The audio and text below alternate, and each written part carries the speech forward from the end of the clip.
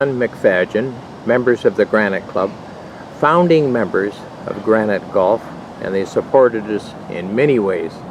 So Nancy and John, do you have any special memories? I just remember the opening, the first few rounds of golf I had, and what a great setting it was. Beautiful setting. Still enjoy that setting today, having lunch or dinner on the patio.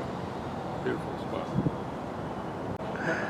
And I also remember the setting. I wasn't there to play golf. I was there with Skip in the early days when we went and walked the course and had it explained to me what it was all about, since I'm not a golfer. Anyway, it was fun and glad we were able to support it.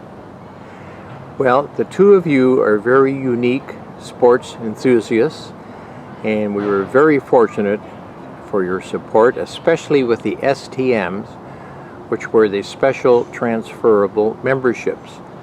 And not only did you participate directly, but you encouraged others to do so, and it got us over a major financial hurdle with the Toronto Dominion Bank. Thank you. Thank you for your participation. Thank you. Thank you.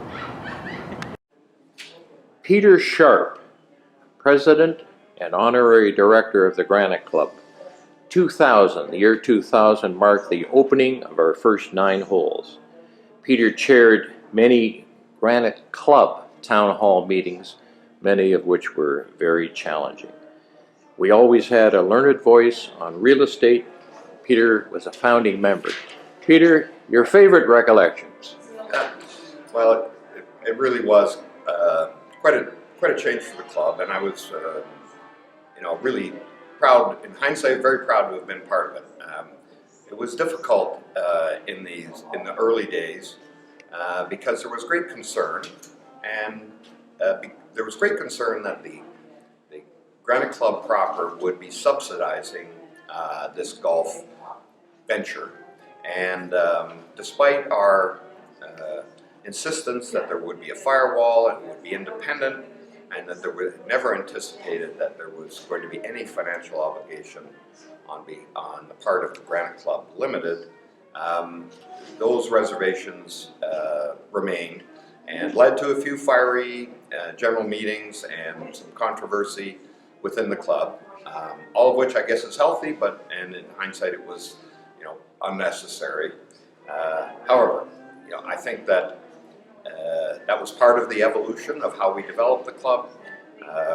It was a worthwhile exercise, and I take great memories of walking down that 18th green for the official opening. I guess the year following, in 2001, after we opened the initial 9 holes, and was very proud of what the club had achieved.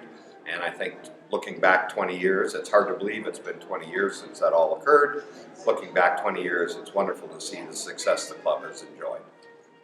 Peter, thank you. You too were critical in the development of the club, and thank you for your many contributions. Thank you. Peter Singer, Granite Club President, 1999 and 2000 being the year we opened. So Peter, you were president during a period of budget discussion. Are there any special memories? Well, this was a real challenge, this golf course, but something that we take great pride in now, to see this out here with the name Granite Club associated with it. It was certainly difficult, but we had the right team on it, Skip. We had the right team to bring this thing in, and I remember that first fall when we were playing on a 9-hole course, an abbreviated 9-hole course, and it was such a thrill to be out here. Now, mind you, you couldn't hold the fairways in those days. It was a very difficult, tight course in the early stages, but wow, such a magnificent facility it has become, and something of great pride to the Granite. You had a critical role, and thank you very much. Good morning, Peter Singer. Well, good morning, Skip. What do you remember about this hole, number 7? This particular hole, I remember being the environmental hole. And I remember one of our board members, Linda Kay, and she had put her career on the line to make sure that we never touched the environmental zones. And that's what's present on this hole. And so we always worried that if we would venture off the path and actually touch into the environmental zone, we would be going against the rules that Linda had so patiently told us about. Hats off to our environmentalist, Linda Kay.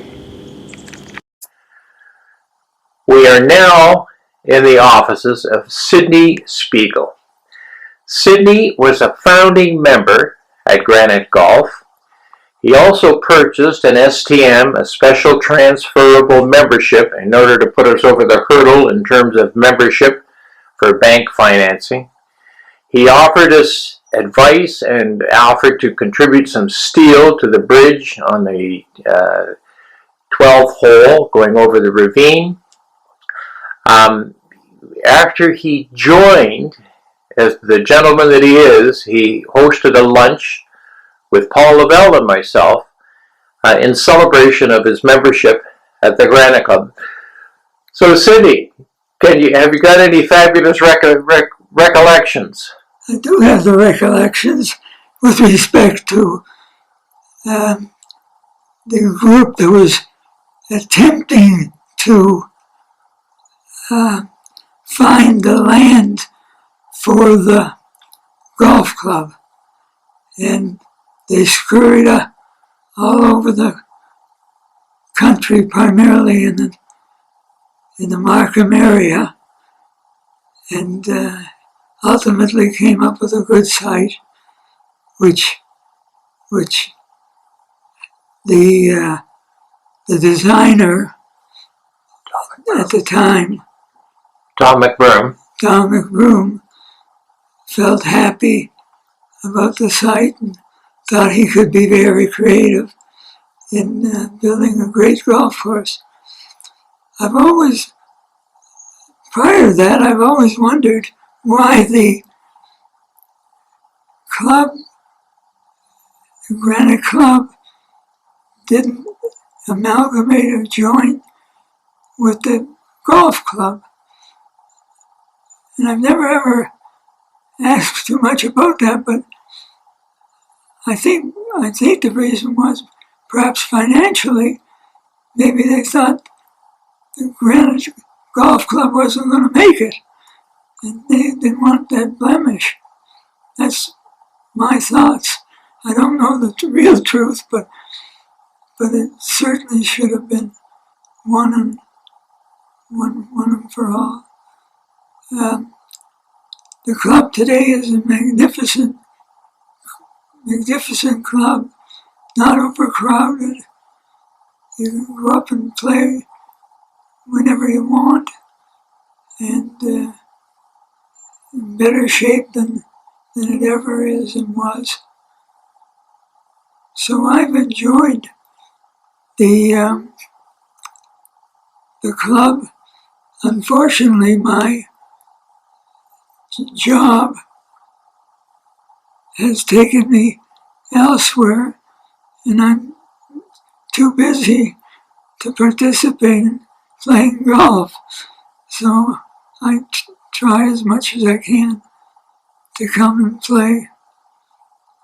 And Roger encourages me, and I like that. I like that very much.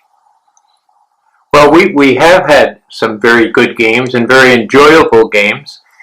And in closing, I'd just like to make one other observation.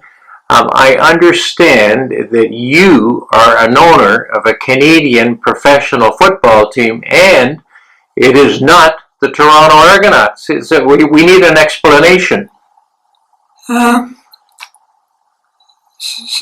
My son-in-law and some friends were watching the Super Bowl in his house, and we began talking about football, and someone mentioned, why don't you buy the football team?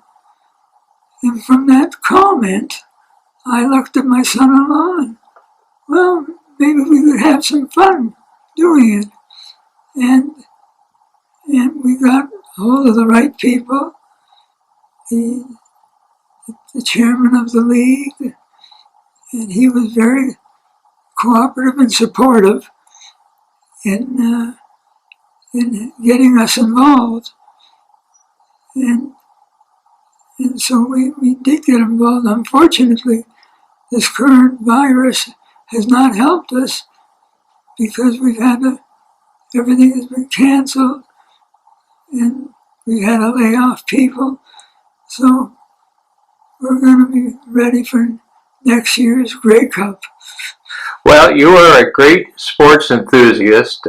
We are fortunate to have you as a member of the Granite Golf Club. And Canada is fortunate to have you as one of our great industrialists. Sydney, thank you very much. You're very welcome, and it's a pleasure. I belonged to the Granite Club for many, many years, and when the Granite Golf came along, you are right, I was very supportive of that happening, and